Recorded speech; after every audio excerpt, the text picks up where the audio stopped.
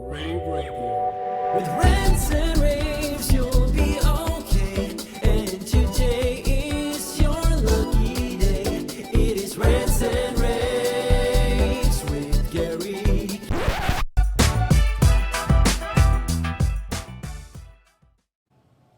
Hey everyone, welcome back to Rants and Raves. I'm Steph Beckett from rAVe Pubs, and this is our pre-InfoComm 2026 series. Somehow we are almost at InfoComm, and that is very scary, but it's going to be here in like just a few weeks now. So joining me for this episode is Chris Critchlow from C-Flex. First of all, Chris, welcome to the show. Thank you for having me. Of course. For the people watching and listening, why don't you go ahead and tell them a little bit about who you are and what you do? Absolutely. So, as before, I'm Chris. I run a company called C-Flex. We focus on technical event production, streaming, and broadcast solutions for, a wide range of applications.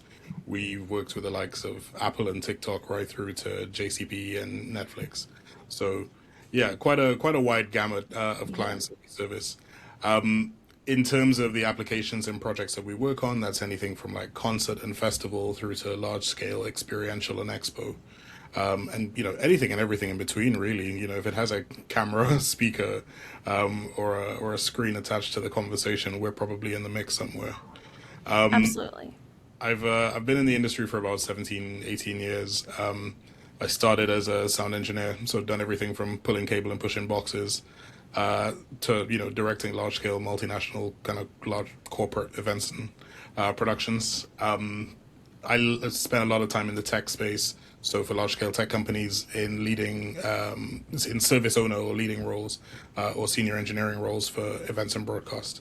So yeah, quite a wide gamut of experience. But over the last 18 months, I've turned my hand to running my own business, and yeah, it's been an interesting journey. That's awesome. You have, very wide gamut, but a very cool gamut as well. So you're leading multiple, you're leading multiple sessions at InfoComm this year that all touch on different parts of modern production workflows. So I'm interested to kind of see what you think when you look at the industry right now. What are the biggest changes that production teams are having to adapt to, in your opinion? I would say it's throwing the rule book out of the window. So for the broadcast side in particular, the era of traditional broadcast is done as far as I'm concerned. A lot of the standards are converging, a lot of the equipment is converging. You walk into an ESPN control room or Sky broadcast OB truck, and you're seeing guys using stream decks and varying other like tools inside of there, which would have previously been considered prosumer. So, with equipment selection in the first place, we're seeing that convergence, number one. Number two is the agility. Traditional broadcast has typically been, not even just broadcast, traditional broadcast and AV has been quite heavy and cumbersome.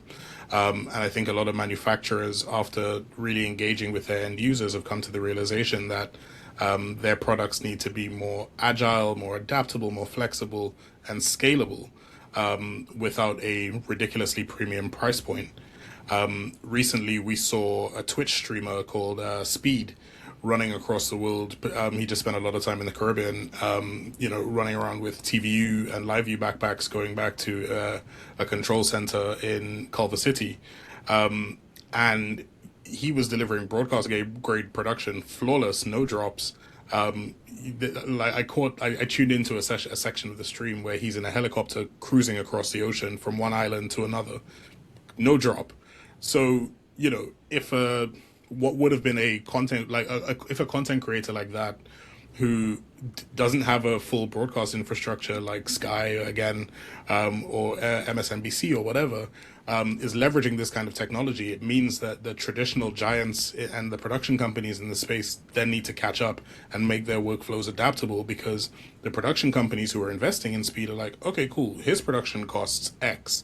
Why is yours costing 12 times X? So I appreciate it might be an apples and oranges conversation sometimes, but actually it's the delta's not that far away. So it's that realization that they've got to be more agile, got to be more flexible, and got to be more competitive. So I'd say those are the two big things. That's very, very interesting when you think about how that has changed. And a lot of that conversation also is something that I was experiencing when I attended NAB, last month people were talking about like how like consumer minded that the broadcast market has really had to get, which I find is very interesting. Your production toolkit session is going to kind of focus on strategies for successful productions beyond just gear and software. So what are some of the universal principles that successful productions tend to have in common, no matter what size, no matter what format? I would say general planning and organization. So my toolkits actually start very simple. A well-organized notepad and a carefully written production deck or document. Wherever you go, you're still going into a new environment. So you're scouting your venue, whether you're streaming or producing a live show. So you're going into a new environment. What is the physical dimension, requirements, capabilities of that space? Understanding fully down to the, plug socket. Which plug socket are we going to set up in? You'd be surprised. It caught me on an event like a year ago. I didn't check like a point for power on one side, and it's like, ah. So yeah, fully understanding your physical space. And building out a very like simple checklist that you can map against. B, working with clients in a production workflow. A lot of my clients want to be able to see what I call render to reality. So if I say, hey, we're going to go into this hotel ballroom and we're delivering this, corporate webinar, whatever, they want to be able to see a fully rendered environment of what it's going to look like. If they pay me to deliver this thing, how big's my screen? What's the branding like? Where are the cameras? Where are the operators, etc. They then want to take it a step further when they walk into the building. And this happened to me all of, 2 months ago.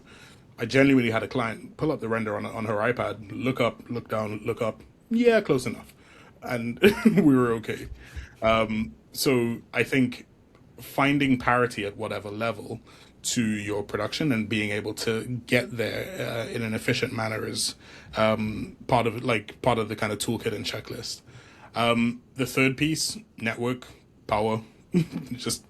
It sounds really rudimentary, but even if you're not doing anything that's particularly reliant on streaming, you still need to access a functional network. An appropriate budget structure. I have international clients, so some clients want to bill me in US, some want to bill me in Euro, some want to bill part in Euro, some in US, and I'm a UK registered company.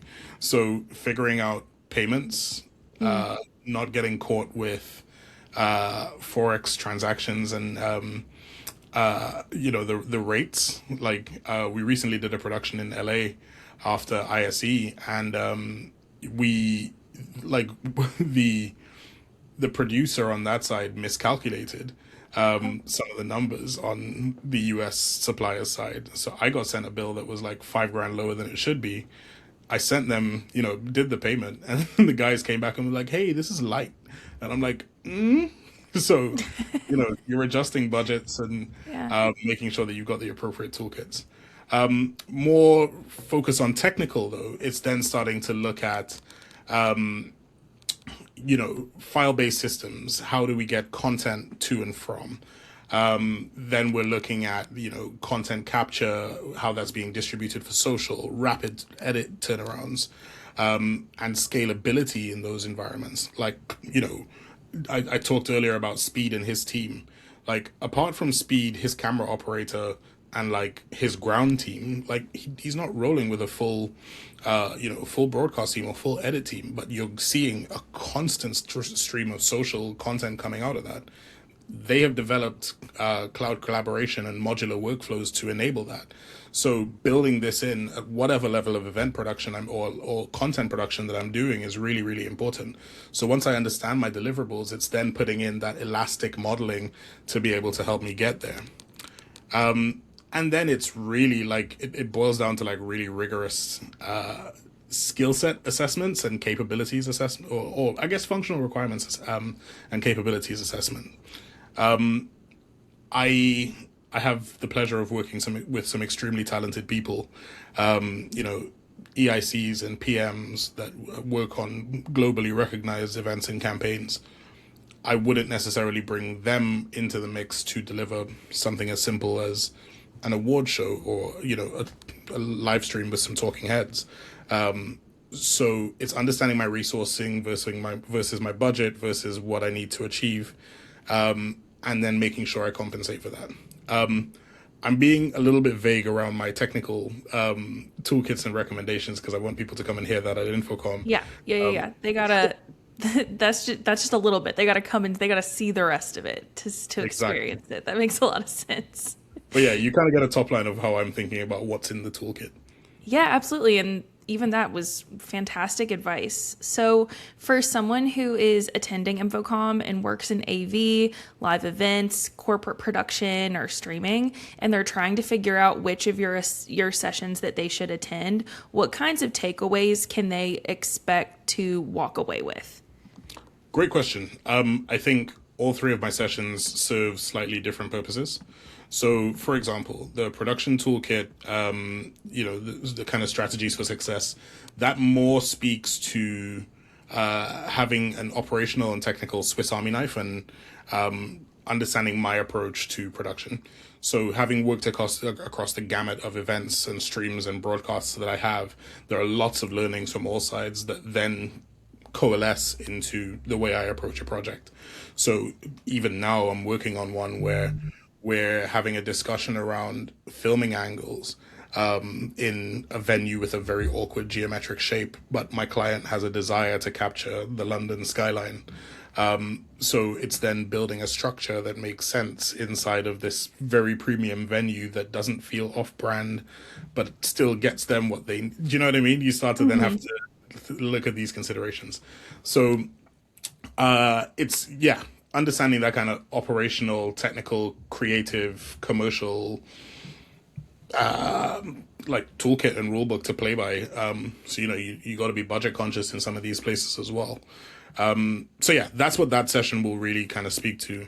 The remote production session that I'll be on with Elias Perunen and Jesse Miller, that's going to be a lot of fun. We've been planning something quite interesting that shows the real strength and kind of sexy technology and nimble and agile workflows around remote production. There are so many great examples of remote production with existing protocols out there, and you can go as like lo-fi, agile, and open source as OBS and OBS Ninja, or you can do something in the middle like this, for example, or there are tools leveraging vMix and live view and all sorts of these amazing platforms that we can talk about. So we'll be doing a bit of a deep dive into our favorite technologies, some applications, and exploring the efficacy of those in like rugged environments, which I think will be quite an interesting challenge. And then my third session is AI tools for the production process. That I did something similar with a panel at Infocom 26. Infocom 25. Apologies. No, no, no, And right. we were effectively talking about some of the AI solutions, LLMs, automations that we use in the production environment. There are some people who use it for something as simple as a secondary creative brain to bounce content ideas off, right up to some technical tooling or AI-based tools that manage bonded networks. One of my favorite tools is from Peplink. They have an AI-based solution that when it assesses in a bonded cellular solution, it's assessing the signal strength of each of those SIM cards. And rather than having to have a network engineer eyes on that monitoring dashboard, it will intelligently go and look at, oh, cell signal 1 is about to go and drop. Let's drop that out of the equation, pump everything down cell 2, and look at troubleshooting the issue on cell 1. So, taking that out of the equation allows me to have a high-tech solution from a really, really robust and trusted manufacturer, but it also means that I don't actually need to pay a secondary network engineer Yeah. $1,000 a day or whatever to babysit this thing. My streaming engineer who's capable is able to take a look at this, set it up, and holistically look at it without getting into the weeds of a network engineer. of having an additional network engineer. Now, for safety, and that's not to say that AI must eradicate people with these amazing tools, but we can certainly be more efficient and look at where we're deploying resource and offer our clients, customers, and partners a lot more. So we're doing a lot in the AI space, and actually, there's going to be an interesting walkthrough with previously NDA'd case studies, which I've gone to get permission to be able to speak about openly, and even with down to client names. So yeah, I'm looking forward to being able to share some of that detail. And there will also very gently be a plug to Spark 2027 produced by ISE. My team and I had the pleasure of producing that alongside ISE in 2026, and looking at how AI can be used at that nexus point between creativity and technology. Lots of interesting applications and bits to talk about there. So That's yeah, awesome. I'll be going through quite an interesting life cycle, I think. 100%. So, for everyone who is watching and listening, where can they connect with you online, and where can they find more about CFlex? Absolutely. So to see more about what we're working on at CFlex, you can hit our website, www.cflex.live. And then feel free to just reach me on LinkedIn. I'm always around and up for a chat. I'm more of an in-person get-together person. So yeah, feel free, just drop me a line. We'll schedule something. Wonderful. And for those who are attending InfoComm and want to attend any of the sessions that Chris has mentioned, I will link all of the information about that in the notes in the description, so you guys can click to see where you can go and register for those on the days of InfoComm. So Chris, thank you so much for being a part of this episode of Rants and Raves. It's been a pleasure. My absolute pleasure, and I'm looking forward to connecting with you properly at InfoComm 26. Yes, same. And for those of you watching and listening and want all of our pre-InfoComm coverage, you can go to ravepubs.com/InfoComm, and we will see you at the show and see you in the next episode. Again, I'm Steph Beckett. Bye. Rave Radio. With rants and raves, you'll be okay. And today is your lucky day. It is rants and raves.